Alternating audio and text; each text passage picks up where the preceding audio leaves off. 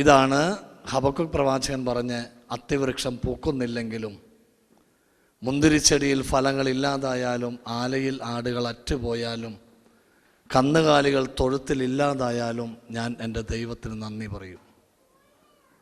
ഇല്ലായ്മയോർത്ത് നന്ദി പറയണം ദൈവത്തിന്. ഇന്നിവിടെ വലിയ രോഗശാന്തികൾ സംഭവിക്കും കേട്ടോ. വർഷങ്ങളായിട്ട് തലവേദന എടുക്കുന്ന വ്യക്തികൾ പ്രാർത്ഥിച്ചു, മൈഗ്രെയിൻ്റെ തലവേദന, മറ്റു ചില തലവേദനകളൊക്കെ മാറും. ഇവിടെ നടുവേദനക്കാർ, അതുപോലെ ശാരീരികമായ ചില രോഗങ്ങൾ സൗഖ്യപ്പെടും. വിശ്വസിക്കണം. നീ ആയിരിക്കുന്ന അവസ്ഥയ്ക്ക് ദൈവത്തിന് നന്ദി പറയാൻ പഠിക്കണം. Price the Lord. സ്വരത്തിലൊന്ന് പറഞ്ഞേ, ഹല്ലേലൂയ, ഹല്ലേലൂയ, ഹല്ലേലൂയ. പ്രിയപ്പെട്ട ദൈവമക്കളെ, ഈ ഒരു ക്ലാസ് നമ്മൾ അനുദപിക്കാനുള്ളൊരു ക്ലാസ്സാട്ടോ.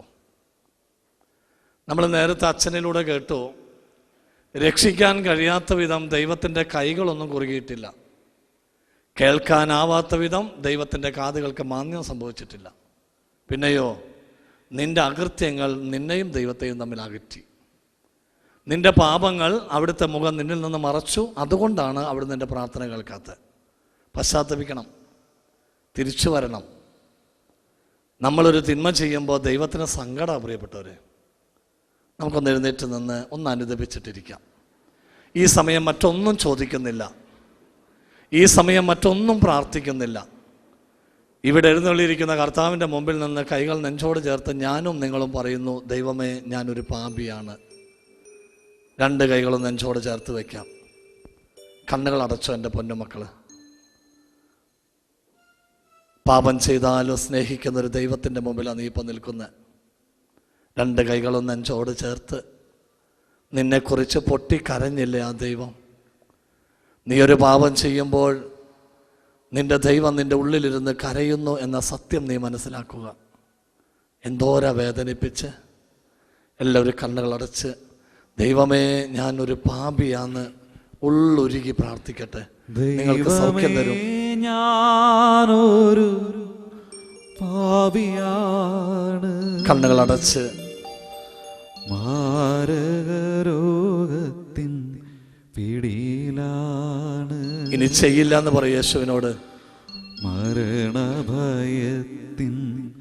പിടിയിലായി ഞാൻ. കർത്താവേ, കരുണയ്ക്ക് വേണ്ടി പ്രാർത്ഥിക്കുന്നു. കർത്താവേ, കരുണയ്ക്കായി കേണിടുന്നു. രണ്ട് കരം ഉയർത്തിപ്പിടിച്ച് ദൈവത്തോട് അനുദപിച്ച് പ്രാർത്ഥിക്കുന്നു. ദൈവമേ, ഞാനൊരു പാപിയാണ്, ക്ഷമിക്ക് യേശുവേ എന്നോട്. മാരകരോഗത്തിൻ പിടിയിലായി. ചെയ്ത തെറ്റുകൾക്കെല്ലാം മാപ്പ് ചോദിച്ച് മരണഭയത്തിൻ നടുവിലായി ഞാൻ. കർത്താവേ, കരുണയ്ക്ക് വേണ്ടി കരയുന്നു. കരുണയ്ക്കായി കേണിടുന്നു. കൈകൾ വിരിച്ചു പിടിച്ച് ഒരിക്കൽ കൂടെ പ്രാർത്ഥിക്കുന്നു. ദൈവമേ, ഞാനൊരു പാപിയാണ്, അനുതാപ കണ്ണുനീരോട്. മാരകരോഗത്തിൻ പിടിയിലാണ്. ഇനി ചെയ്യില്ല എന്ന് പറയ യേശുവിനോട്. ദൈവമേ, ഞാനൊരു പാപിയാണ്. വിളിച്ച് കരഞ്ഞ് വിളിക്ക് യേശുവിന്. മാരകരോഗത്തിൻ പിടിയിലാണ്. സമാധാനം താ യേശുവേ. മരണഭയത്തിൻ നടുവിലായി ഞാൻ. കർത്താവേ, കരുണയ്ക്ക് വേണ്ടി. കരുണയ്ക്കായി കേണിടുന്നു. കൈകൾ നെഞ്ചോട് ചേർത്ത് ചെയ്തു പോയ തെറ്റുകളെല്ലാം മാപ്പ് ചോദിക്കുക. ആരുടെയോ വീട്ടിൽ താമസിക്കുന്ന സ്ഥലത്ത് ബ്ലൂ ഫിലിം കാസറ്റ് സൂക്ഷിച്ച് വെച്ചിട്ടുണ്ടെന്ന് ഈശോ പറയുന്നുണ്ട്. ഇന്ന് തന്നെ അതെടുത്ത് നശിപ്പിക്കാൻ തീരുമാനിക്കുക. ആരുടെയോ മൊബൈലിൽ ചീത്ത ക്ലിപ്സ് കയറ്റി വെച്ചിട്ടുണ്ട്. ഈ ധ്യാനമന്ദിരം വിട്ട് പോകും മുമ്പ് തന്നെ അത് നശിപ്പിക്കുക. നീ വേണ്ട അതൊന്നും. തെറ്റായ സ്നേഹങ്ങളും അശുദ്ധ ബന്ധങ്ങളും എല്ലാം ഉപേക്ഷിക്കട്ടെ. സ്വയം ഭോഗത്തിന് അടിമപ്പെട്ട വ്യക്തികൾ ആരോ നിൽപ്പുണ്ട്.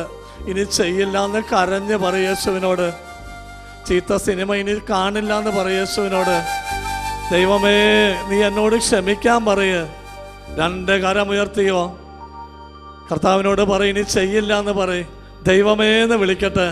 ദൈവമേ, ഞാനൊരു പാപിയാണ്. പാപത്തെ ഓർത്ത് കരയട്ടെ മക്കള്. മാരകരോഗത്തിൻ പിടിയിലാണ്, അശുദ്ധ ബന്ധമെല്ലാം മാറിപ്പോകട്ടെ യേശുവേ. നീ ക്ഷമിക്കില്ലേ ഞങ്ങളോട്? നീ പൊറുക്കില്ലേ യേശുവേ എന്നോട്? കർത്താവേ കരുണയ്ക്കായി രണ്ട് കരവും ഉയർത്തി സ്തുതിച്ചോ. ദൈവം നിങ്ങൾക്ക് സൗഖ്യം തരും ഇപ്പൊ. Hallelujah, hallelujah. ഗർഭപാത്രത്തിലെ മുഴയുള്ള ഒരു മോളെ സൗഖ്യപ്പെടുത്തുന്നുണ്ട് ഈശോ. പ്രാർത്ഥിച്ചോ. Hallelujah, hallelujah. നടുവേദനയുള്ള ആർക്കോ സൗഖ്യം കൊടുക്കുന്നു യേശു. പ്രാർത്ഥിച്ചോ, വിളിച്ച് പ്രാർത്ഥിച്ചോ. ആരുടെയോ വിസയുടെ തടസ്സം മാറ്റുന്നുണ്ട്, വിളിച്ച് പ്രാർത്ഥിച്ചോ. ജോലിയില്ലാത്തൊരു മോനെ ദൈവം അനുഗ്രഹിക്കുന്നു, വിളിച്ച് പ്രാർത്ഥിക്ക്. Hallelujah, hallelujah, hallelujah. എന്റെ യേശുവേ, എന്റെ യേശുവേ, എന്റെ യേശുവേ, ചങ്ക് പൊട്ടി വിളിക്ക്. ശരീരത്തിലെ അലർജി രോഗം സൗഖ്യപ്പെടട്ടെ. കർത്താവേ കൃപ ചൊരി, കൃപ ചൊരി. Hallelujah, hallelujah, hallelujah.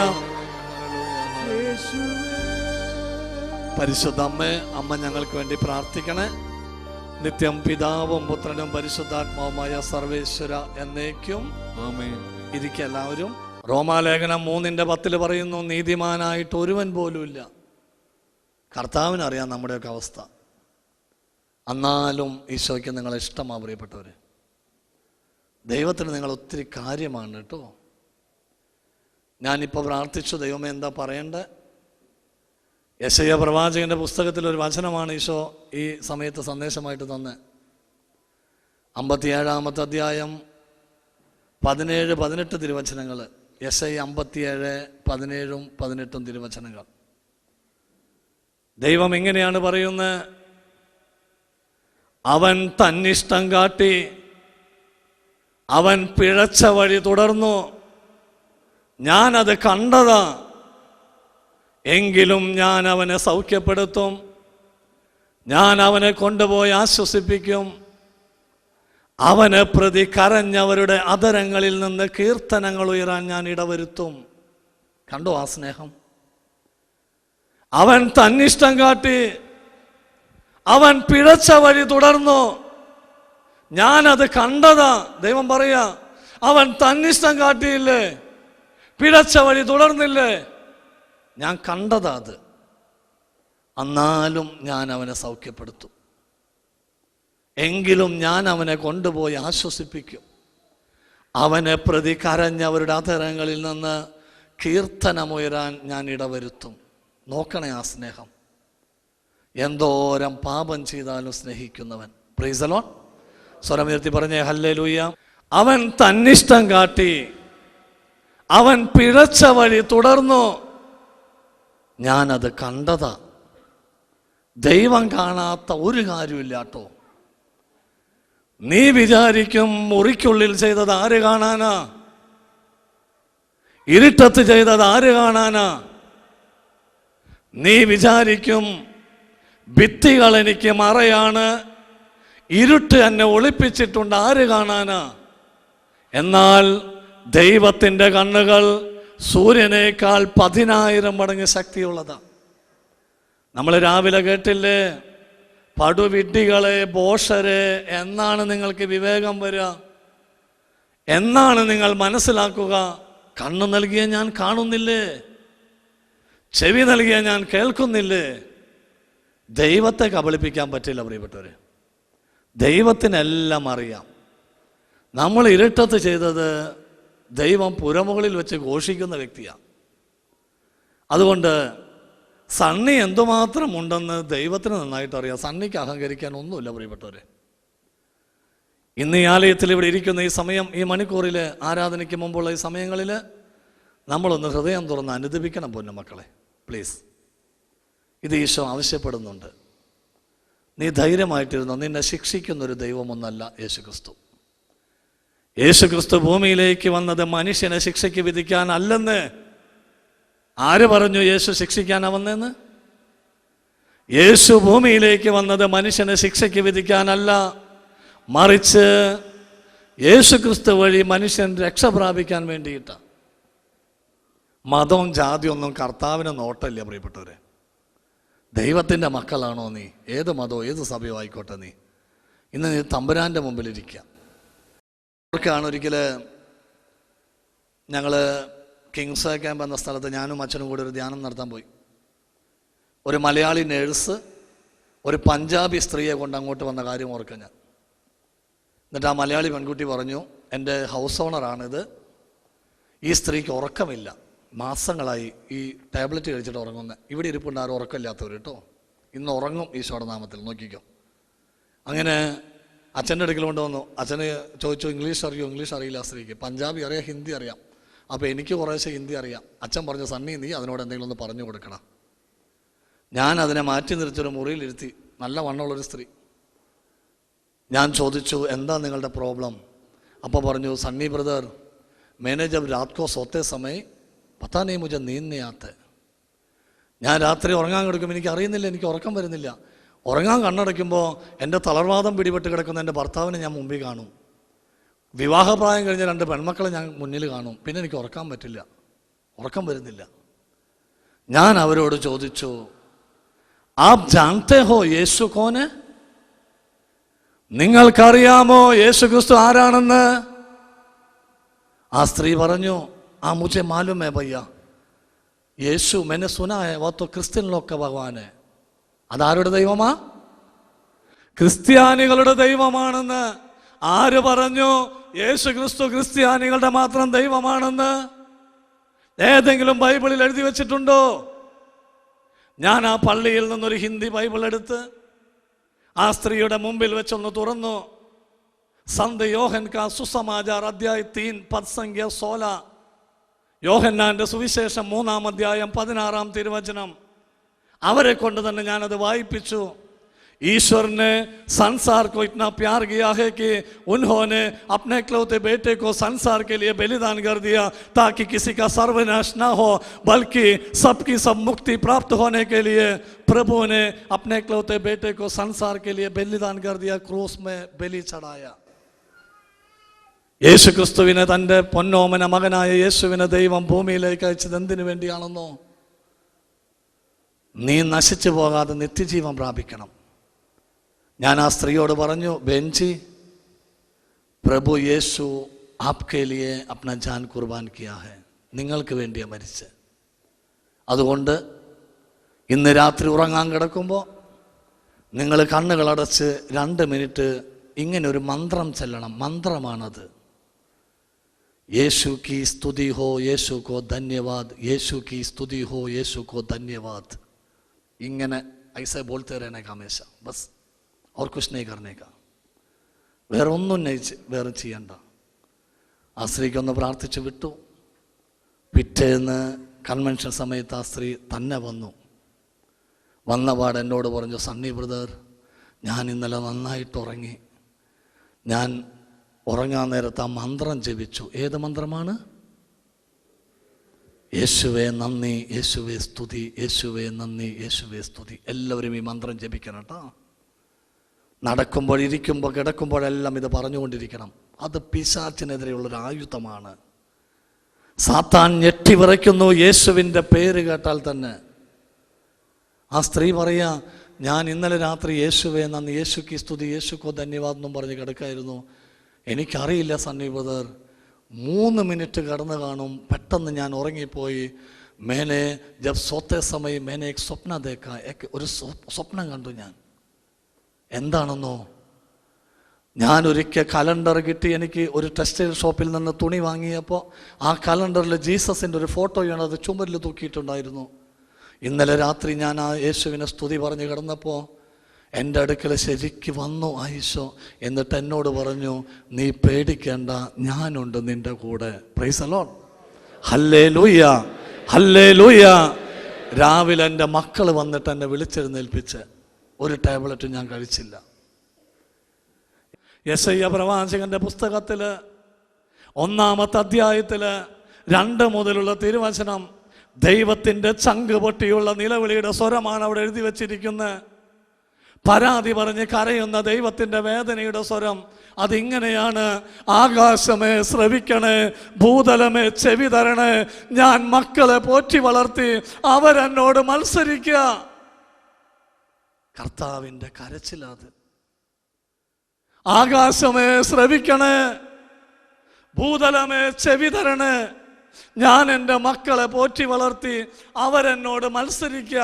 എന്നിട്ട് ദൈവം പറയുക, ഒരു കാള പോലും അതിൻ്റെ ഉടമസ്ഥൻ അറിയുന്നു, ഒരു കഴുതയ്ക്ക് യജമാനൻ്റെ തൊഴുത്തറിയുന്നു. പക്ഷെ എൻ്റെ പൊന്നു മക്കള്, ഞാൻ ഇവർക്ക് വേണ്ടി മരിച്ചിട്ടും ഇവരെന്നെ തിരിച്ചറിഞ്ഞില്ലല്ലോ. ദൈവത്തിൻ്റെ വേദനയാണ്. എന്നിൽ പാപമില്ല എന്ന് ചിന്തിക്കുന്നവൻ ആത്മവഞ്ചകനാണെന്ന് ദൈവം പറയുന്നത്. പിശാച് നിന്റെ പാപങ്ങൾ മൂടി വച്ചിരിക്കുക നിന്റെ മുമ്പിൽ. കർത്താവിൻ്റെ മുമ്പിൽ നിൽക്കുമ്പോഴോ നിന്റെ പരിശുദ്ധി എത്രത്തോളം ഉണ്ടെന്ന് തിരിച്ചറിയും. കൈകൾ നെഞ്ചോട് ചേർത്ത് ചെയ്തു കൂട്ടിയ തിന്മകൾക്കെല്ലാം മാപ്പ് ചോദിക്കട്ടെ. കരയാൻ തോന്നുന്നെങ്കിലൊന്ന് കരയട്ടെ. ഇനി ചെയ്യില്ല എന്ന് പറയും യേശുവിനോട്. എനിക്ക് വേണ്ടി മരിച്ചില്ല നീ, ഞാൻ നിന്നെ തിരിച്ചറിഞ്ഞില്ല എന്നും പറയും. നാണിക്കണ്ട. ആരും പാടുന്നില്ല, കേൾക്കുക മാത്രം ചെയ്യുക. ഭൂമിയെ ചെവിതരിക, ഞാൻ മക്കളെ പോറ്റി വളർത്തി അവരെന്നോട് മത്സരിക്കുന്നു. അനുതാപത്തോടെ പ്രാർത്ഥിച്ച എല്ലാവരും ആകാശമേ കേൾക്കാ, എന്നെ കുറിച്ച് കരയരുത് യേശുവേ. ഭൂമിയെ ചെവിതരിക, ഇനി ചെയ്യില്ല എന്ന് പറയ യേശുവിനോട്. ഞാൻ മക്കളെ പോറ്റി വളർത്തി അവരെന്നോട് മത്സരിക്കുന്നു. ഒരു കാളയ്ക്ക് പോലും അതിന്റെ ഉടയവൻ അറിയാം. കാളതന്തയുടയവനെ,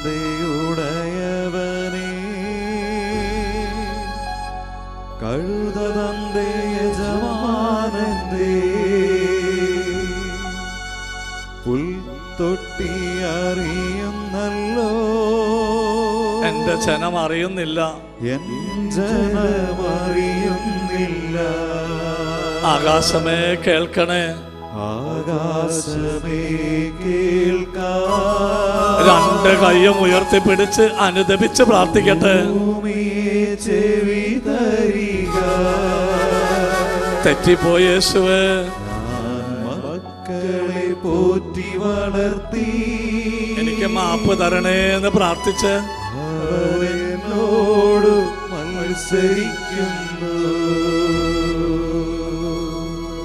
പ്രൈസ് ദ ലോർഡ്. നന്ദി പറഞ്ഞു. രാത്രി തട്ടി വിളിക്കുക, പോയി നിന്റെ മോളെ കാണടി. ഞാനൊരു സത്യം വിളംബരം ചെയ്യട്ടെ, ഈശോ ജീവിക്കുന്നുണ്ട്. കർത്താവ് ജീവനോടെ ഉണ്ട് ഇവിടെ. നീ തന്നിഷ്ടം കാട്ടിയാലും, നീ പിഴച്ച വഴി തുടർന്നാലും നിനക്ക് സൗഖ്യം തരുന്ന ഒരു ദൈവത്തെ കണ്ടിട്ടുണ്ടോ? അവന്റെ പേരാണ് യേശു ക്രിസ്തു. കൈകളടിച്ച് നന്ദി പറഞ്ഞ എന്റെ തമ്പുരാന്. Price the Lord. എന്നിട്ട് പേടിച്ച് വരച്ച് നടക്കുക. എനിക്കാരുമില്ലെന്ന് പരാതി പറയുക. ആരും എന്നെ സ്നേഹിച്ചില്ല, ദൈവം പോലും കൈവിട്ടോ. മിണ്ടി പോകരുത്, ദൈവം ഒരിക്കലും കൈവിടില്ല.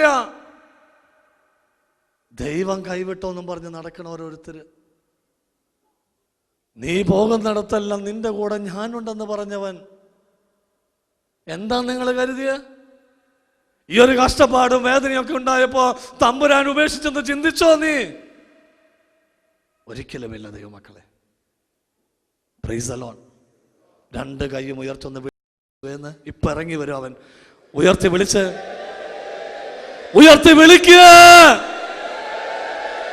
ദാവീദിന്റെ പുത്ര കരുണ വർഷിക്കണേ എന്ന് പറഞ്ഞ് വിളിക്കുക. Hallelujah, hallelujah, hallelujah. ഇപ്പൊ സൗഖ്യം തരും യേശു നിനക്ക്. നിന്റെ നട്ടെല്ലിന്റെ തേമാനം കർത്താവ് സൗഖ്യം തരും. നിനക്ക് ജോലി നല്ലത് തരും ദൈവം. Hallelujah, hallelujah, hallelujah, hallelujah. നിന്റെ മകളുടെ കല്യാണം ദൈവം നടത്തും. യേശുവിനെ ഉറക്കെ വിളിച്ച് കരയ.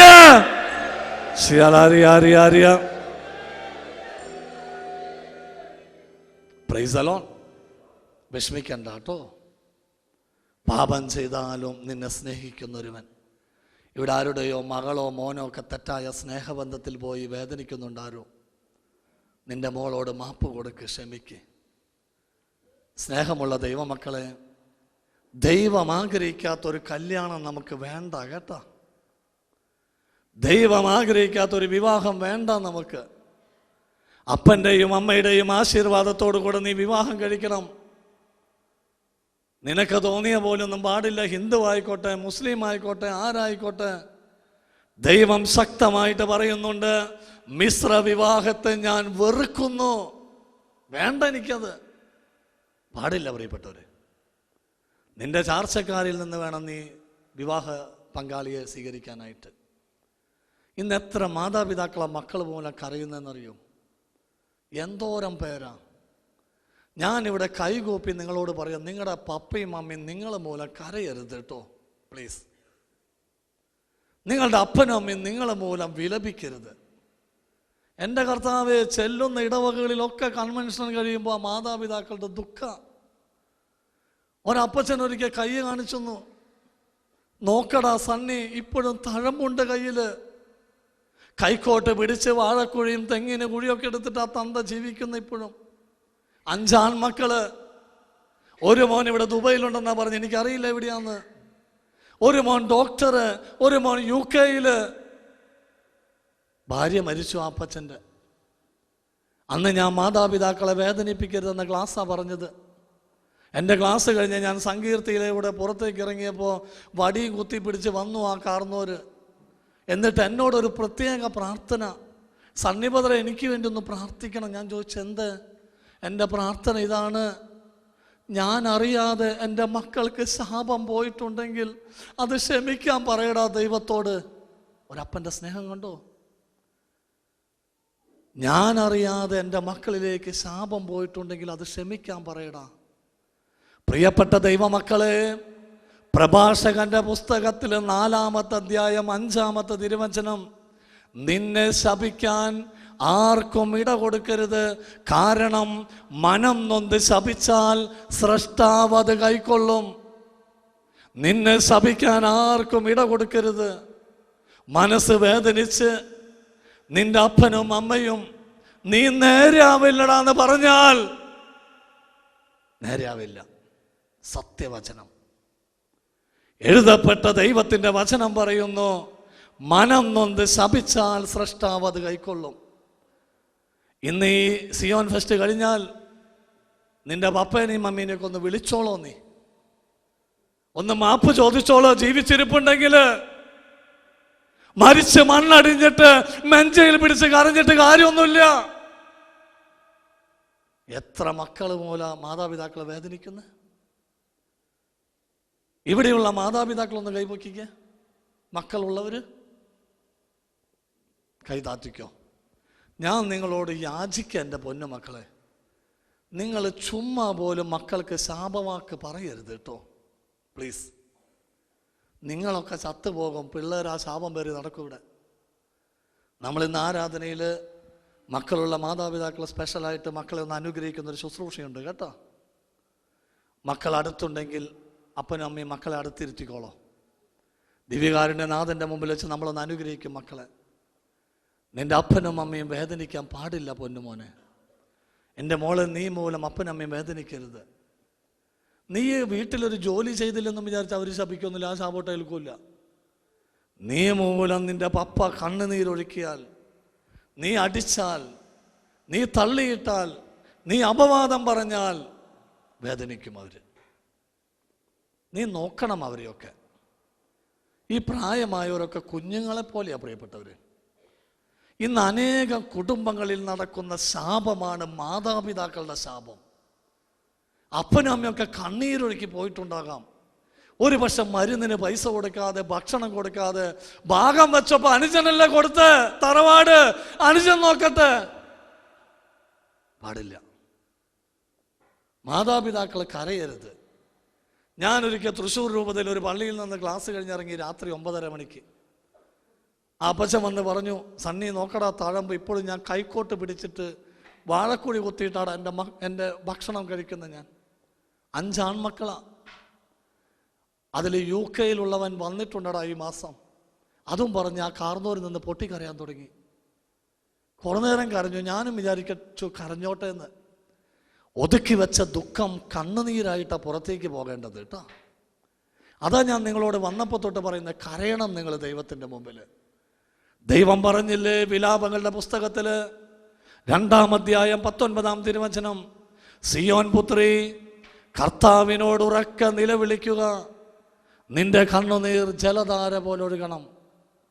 മനുഷ്യൻ്റെ ദുഃഖം മാറാൻ മറ്റൊരു പോംവഴിയില്ല, അവൻ ദൈവസന്നിധിയിൽ ഇരുന്ന് കണ്ണീരൊഴുക്കണം. ഞാനും കരുതി അപ്പച്ചൻ കരഞ്ഞോട്ടെ ഒത്തിരി നേരം. കരച്ചിൽ കഴിഞ്ഞപ്പോൾ അയാൾ വിതുമ്പി പറഞ്ഞ കാര്യമാണ്. കഴിഞ്ഞ നാള് എൻ്റെ മോൻ UK വന്നു. എൻ്റെ ഇൻസുലിൻ തീർന്നടാ, ഡയബറ്റിക് പേഷ്യൻ്റാ. ഒരു ഇൻസുലിന് നാട്ടിൽ 160 രൂപ വിലയുണ്ട്. UK നിന്ന് വന്ന മോനോട് അപ്പൻ പറഞ്ഞു, മോനെ ഇൻസുലിൻ കഴിഞ്ഞടാ, എനിക്കൊരു 160 രൂപ വേണം ഇൻസുലിൻ വാങ്ങാൻ. ഉടനെ മോൻ പറഞ്ഞു, അപ്പൻ ഈ സമ്പാദിക്കുന്നത് ആർക്കാ കൊടുക്കണേ? അപ്പൻ ഈ സമ്പാദിക്കുന്നത് ആർക്കാ കൊടുക്കണേ? അപ്പൻ്റെ സമ്പാദ്യം എന്നതാണെന്നോ? കരാറാണ് പണിയെടുക്കുക. കൂലിക്ക് പണിയില്ല. കൂലിക്ക് പണിത കണ്ടിന്യൂസ് ചെയ്യണ്ടേ? കരാറാവുമ്പോൾ 2 കൈക്കോട്ടൊന്ന് കളയ്ക്കും, എന്നിട്ടിരുന്ന് കത്തിക്കും, എന്നിട്ട് വീണ്ടും ഒന്ന് കളയ്ക്കും. കരാറ് പണിയാണ് ചെയ്യുക മനുഷ്യൻ. കുഴി കുത്താനും വാഴക്കുഴി കുത്താനും പുല്ല് പറിക്കാനും അതിനിതിനൊക്കെ. അപ്പനെ സമ്പാദിക്കുന്നതൊക്കെ ആർക്ക് വേണ്ടിയിട്ടാ? അപ്പൻ തന്നെ അങ്ങ് മേടിച്ചാൽ മതി എന്നും പറഞ്ഞു ഇൻസുലിൻ. ഇയാളുടെ കയ്യിൽ പൈസ ഉണ്ടായില്ല. അയൽപക്കത്ത് ഒരു അന്തോണിച്ചേട്ടൻ്റെ അടുത്ത് ചെന്ന് 200 രൂപ കടം വാങ്ങി ഒരു ഇൻസുലിൻ വാങ്ങി. പ്രിയപ്പെട്ട ദൈവമക്കളെ, ദൈവത്തിനുള്ളത് ദൈവത്തിന് കൊടുക്കണം, സീസറിനുള്ളത് സീസറിന് കൊടുത്തേ പറ്റൂ. ചോര നീരാക്കി നിന്നെ വളർത്തിയ മാതാപിതാക്കള് നിന്നെ പ്രതി ഇവിടെ വേദനിച്ച് മരുന്നില്ലാതെ കഷ്ടപ്പെട്ട് പാടുപെട്ട് പീഡ അനുഭവിക്കുമ്പോൾ നീ കൊണ്ടുപോയി ഭണ്ഡാരത്തിലിട്ടാലൊന്നും ദൈവത്തിന് തൃപ്തിയാവില്ല. ചെയ്യേണ്ട നന്മ എന്തെന്നറിഞ്ഞിട്ടും അത് ചെയ്യാതിരിക്കുന്നവൻ പാപം ചെയ്യുന്നു. Price the Lord, hallelujah. ചെയ്യേണ്ട നന്മ എന്താണെന്ന് അറിഞ്ഞിട്ടും നീ അത് ചെയ്യാതിരുന്നാൽ പാപമാണെന്നാണ് ദൈവം പറയുന്നത്. വലതുകരം ഉയർത്തി നമ്മുടെ മാതാപിതാക്കളൊന്ന് മനസ്സിലാക്കാം. ഏറ്റുചൊല്ലാം, കർത്താവായ യേശുവേ, കർത്താവായ യേശുവേ, എനിക്ക് ജന്മം നൽകിയ എൻ്റെ മാതാപിതാക്കളെ അനുഗ്രഹിക്കണമേ, അനുഗ്രഹിക്കണമേ, അഭിഷേകം ചെയ്യണമേ. Hallelujah, hallelujah, hallelujah. യേശുവേ നന്ദി, യേശുവേ സ്തുതി. Hallelujah, praise the Lord. സ്വരത്തോടെ പറഞ്ഞേ ഹല്ലേലൂയ. ഒരിക്കൽ കൂടെ പറഞ്ഞേ ഹല്ലേലൂയ, ഹല്ലേലൂയ, ഹല്ലേലൂയ. അടിവയറിന് വേദനയുള്ള വ്യക്തി പ്രാർത്ഥിച്ചോട്ടോ. അതുപോലെ ആർക്കോ ലിവറിന് എന്തോ അസ്വസ്ഥതയുണ്ട്, പെയിനൊക്കെ വരുന്നുണ്ട്, പ്രാർത്ഥിച്ചോ. കർത്താവ് സൗഖ്യം തരുന്നുണ്ട് ഇവിടെ ഇരുന്നിട്ട്. ആരുടെയോ വീട് പണി പൂർത്തിയാകാതെ കിടപ്പുണ്ട്. ഈ മഴ വന്നപ്പോൾ ഒരു ഭാഗം ഇടിഞ്ഞു വീണിട്ടുണ്ട് ആരുടെയോ വീട്. ദൈവം നല്ലൊരു വീട് ഒരുക്കി തരുന്നുണ്ട് കേട്ടോ. നിങ്ങൾ വിഷമിക്കൊന്നും വേണ്ട. പാപത്തിൽ നിന്ന് മോചനം തേടുക. നമുക്ക് ചെയ്യാനുള്ളത് അത് മാത്രമേ ഉള്ളൂ. നീ നിന്നെ തന്നെ ശുദ്ധീകരിച്ചോ, നാളെ നിന്റെ ജീവിതത്തിൽ അത്ഭുതം നടക്കും. ജോഷ പ്രവചനത്തിൽ ദൈവം പറഞ്ഞ വചനമാണ്. നീ നിന്നെ തന്നെ ശുദ്ധീകരിക്കുക. പാപം ചെയ്താലുള്ള ഏറ്റവും വലിയൊരു നഷ്ടം എന്താണെന്നോ? ദൈവത്തിൻ്റെ പരിശുദ്ധാത്മാവ് വിട്ടുപോകും. പ്രിയപ്പെട്ടവരെ, പ്രൈസ് ദി ലോർഡ്. സാവൂള് പാപം ചെയ്തപ്പോൾ സാമുവേലിൻ്റെ 1-ാമത്തെ പുസ്തകത്തിലെ 16-ാമത്തെ അധ്യായം 14-ാമത്തെ തിരുവചനം, സാവൂള് പാപം ചെയ്തപ്പോൾ എന്ത് സംഭവിച്ചു? ആർക്കെങ്കിലും അറിയാമോ? പറഞ്ഞേ.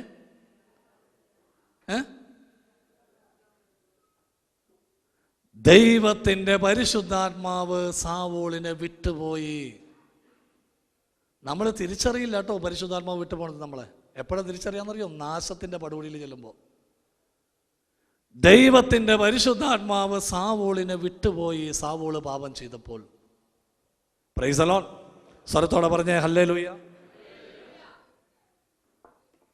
ദൈവത്തിൻ്റെ പരിശുദ്ധാത്മാവ് സാവൂളിനെ വിട്ടുപോയി. പാപം ചെയ്ത് നിരന്തരം പാപത്തിൽ ജീവിക്കുന്ന ഒരു മനുഷ്യനിൽ നിന്ന് ദൈവകൃപ നഷ്ടപ്പെടും പ്രിയപ്പെട്ടവരെ. അതുകൊണ്ടാണ് സങ്കീർത്തന പുസ്തകത്തിൽ ദാവീദ് രാജാവ് ഇങ്ങനെ പ്രാർത്ഥിച്ചു: ദൈവമേ, അങ്ങയുടെ സന്നിധിയിൽ നിന്ന് എന്നെ തള്ളിക്കളയരുതേ, അങ്ങയുടെ പരിശുദ്ധാത്മാവിനെ എന്നിൽ നിന്ന് എടുത്തു കളയരുത്. പരിശുദ്ധാത്മാവ് പോട്ടോ, നമ്മൾ തിരിച്ചറിയില്ല. സണ്ണി പ്രസംഗിക്കും, 23 കൊല്ലമായിട്ട് സണ്ണി ശുശ്രൂഷ നയിക്കുന്ന വചനം പറയുന്നെങ്കിൽ ആ ഒരു പരിചയത്തിൽ സണ്ണി പ്രസംഗിക്കും, തിരിച്ചറിയില്ല. ഏറ്റവും വലിയൊരു അപകടമായത്.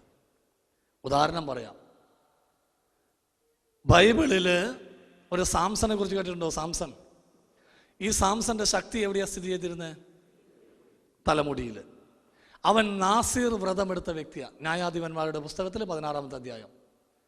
ഈ നാസീർ വ്രതമെടുത്ത സാംസൺ, പ്രിയപ്പെട്ട ദൈവമക്കളെ, ഇവൻ സ്ത്രീകളുമായിട്ട് പാപം ചെയ്യില്ല, നുണ പറയില്ല, അശുദ്ധി ചെയ്യില്ല, ജഡിക തിന്മയിൽ ഒന്നും പെടില്ല, ദൈവത്തോട് വാഗ്ദാനം ചെയ്തിരുന്ന വ്യക്തിയാണ്. ഈ സാംസനെ നശിപ്പിക്കാനായിട്ട് ഫിലിസ്ത്യരുടെ നേതാക്കന്മാർ കണ്ടുപിടിച്ച ഉപായം എന്താണെന്ന് അറിയോ? എന്താ കണ്ടുപിടിച്ച്? ഒരു പെണ്ണിനയച്ചാൽ മതി. ഇന്ന് അനേകം ദൈവകൃപയിലുള്ള ഒരു ഓപ്പോസിറ്റ് സെക്സിലൂടെയാണ് തിന്മയുടെ അടിമത്തത്തിലേക്ക് കടന്നു പോകുന്നത് കേട്ടോ. കണ്ണി കണ്ട ചാറ്റിങ്ങും അനാവശ്യമായിട്ടുള്ള സംസാരങ്ങളും അനുവദിക്കപ്പെടാത്ത സുഖഭോഗങ്ങളും ഇന്ന് അനേകർ നശിച്ചുകൊണ്ടിരിക്കുക. സാംസനെ നശിപ്പിക്കാൻ ദലീല എന്നൊരു അഭിസാരിക പെണ്ണിനെ അയച്ചു ഫിലിസ്ത്യരുടെ നേതാക്കന്മാർ. ഈ പെണ്ണ് വന്ന് ഇവനോട് മധുരമായിട്ടൊക്കെ സംസാരിച്ചു. അവസാനം എന്ത് സംഭവിച്ചെന്നോ? പരിശുദ്ധിയിൽ ജീവിക്കുന്ന സാംസൺ, നാസീർ വ്രതമെടുത്ത സാംസൺ ഈ പെണ്ണിൻ്റെ മടിയിൽ തലചായി ചുറങ്ങാൻ തക്കവിധം അടിമത്തത്തിലേക്ക് പോയി. ചില തെറ്റായ സ്നേഹബന്ധങ്ങളും അശുദ്ധമായിട്ടുള്ള ചില ബന്ധങ്ങൾ നമ്മളെ നശിപ്പിക്കുക. പ്രിയപ്പെട്ട ദൈവമക്കളെ, തിന്മയുടെ വശീകരണ ശക്തിയിൽ നന്മയ്ക്ക് മങ്ങലേൽക്കുന്നു. ദൈവത്തിൻ്റെ വചനമാണിത്.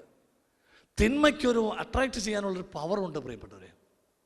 എത്ര നന്മയുണ്ടോ ആ നന്മയ്ക്ക് മങ്ങിപ്പോകുന്ന ഒരു മങ്ങലേൽക്കുന്ന വിധം തിന്മയ്ക്കൊരു വശീകരണ ശക്തിയുണ്ട് കേട്ടോ. ഇങ്ങനെ സാംസനെ ഈ പെണ്ണ് വശീകരിച്ച് സാംസൺ ഈ പെണ്ണിൻ്റെ മടിയിലായി. പെണ്ണ് ഇവനോട് നല്ല വാക്ക് സംസാരിച്ച് അവസാനം പറഞ്ഞു: നീ എന്നെ സ്നേഹിക്കുന്നുണ്ടെങ്കിൽ എന്തുകൊണ്ടാണ് നീ എന്നോട് പറയാത്ത നിന്റെ ശക്തി എവിടെയാണെന്ന്? നീ എന്നെ സ്നേഹിക്കുന്നില്ല അല്ലേ? ഇവളിങ്ങനെ അലട്ടാൻ തുടങ്ങി. വചനം പറയുന്നു, ആ അലട്ടൽ മരണത്തിന് തുല്യമായെന്ന്. ആ അലട്ടൽ മരണത്തിന് തുല്യമായി. എന്ത് സംഭവിച്ചെന്നോ? സാംസൺ അവളോടെല്ലാം തുറന്നു പറഞ്ഞു: എൻ്റെ ശക്തി തലമുടിയിലാണ്. എൻ്റെ തലമുടി വെട്ടിയാൽ എൻ്റെ ശക്തി ചോർന്നു പോകും, വിട്ടുപോകും. ഇവൾ അവനെ മടിയിൽ കിടത്തി ഉറക്കി. അത് ഉറങ്ങിക്കഴിഞ്ഞപ്പോൾ ഇവള് ഫിലിസ്ത്യരുടെ നേതാക്കന്മാരെ വിളിച്ചു പറഞ്ഞു: ഒരു ക്ഷൗരക്കത്തിയുമായിട്ട് ഒരാളെ പറഞ്ഞു വിടുക, അവൻ എന്നോട് എല്ലാ രഹസ്യവും തുറന്നു പറഞ്ഞിട്ടുണ്ട്. വന്നു. ഉറങ്ങിക്കിടന്ന സാംസന്റെ തല മുണ്ഡനം ചെയ്തു. എല്ലാ മുടിച്ചുരുകളും എടുത്തു മാറ്റി. തല മുണ്ഡനം ചെയ്തപ്പോൾ അവൻ്റെ ശക്തി അവനെ വിട്ടുപോയി. സാംസനെ അസഹ്യപ്പെടുത്തി ഇവൾ എഴുന്നേൽക്ക് എഴുന്നേൽക്ക്. സാംസൺ ഞെട്ടി ഉണർന്നു. സാംസനോട് പറഞ്ഞു: സാംസൺ, നിന്റെ ശക്തി നിന്നെ വിട്ടുപോയി. ഉടനെ സാംസൺ പറഞ്ഞു: ഒരിക്കലുമില്ല, എൻ്റെ ശക്തി എന്നെ വിട്ടുപോയിട്ടില്ലെന്ന്. എന്നെ അവിടെ സ്പർശിച്ച വചനം ഏതാണെന്നോ? ന്യായാധിപന്മാരുടെ പുസ്തകത്തിൽ 16-ാമത്തെ അധ്യായത്തിൽ ഇങ്ങനെ ഒരു വചനം എഴുതി വച്ചിരിക്കുന്നു: കർത്താവ് തന്നെ വിട്ടുപോയ വിവരം സാംസൺ ഉറക്കെ പറഞ്ഞ് അറിഞ്ഞില്ല. സാംസൺ കോ മാലൂം നഹീത പ്രഭുനെ ഉസെ ചോड़ दिया गया. ദൈവം അവനെ വിട്ടുകളഞ്ഞ വിവരം സാംസൺ അറിഞ്ഞില്ല. എന്ത് സംഭവിച്ചു? ഫിലിസ്തർ അവനെ കൊണ്ടുപോയി കണ്ണ് ചൂഴ്ന്നെടുത്തു, ഗാസായിലേക്ക് കൊണ്ടുപോയിട്ട്. അതുവരെ സാംസനെ തൊടാൻ പറ്റിയിരുന്നില്ല. ദൈവകൽപ്പന ലംഘിക്കുന്നവന് ദൈവത്തിന്റെ സംരക്ഷണം നഷ്ടപ്പെടുന്നു. ഇതാണ് ഇവിടെ സംഭവിച്ചത്. ചണനൂല് കൊണ്ട് വരിഞ്ഞു കെട്ടിയാലോ അവൻ ജസ്റ്റ് ഒന്ന് വികസിച്ചാൽ മതി, ചണനൂല് പൊട്ടിപ്പോകും.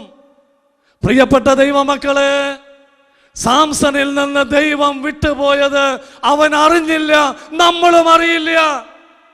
നമ്മൾ ശുശ്രൂഷയൊക്കെ ചെയ്യും, നമ്മൾ കാര്യങ്ങളൊക്കെ നടത്തും, സൺഡേ പ്രസംഗിക്കും,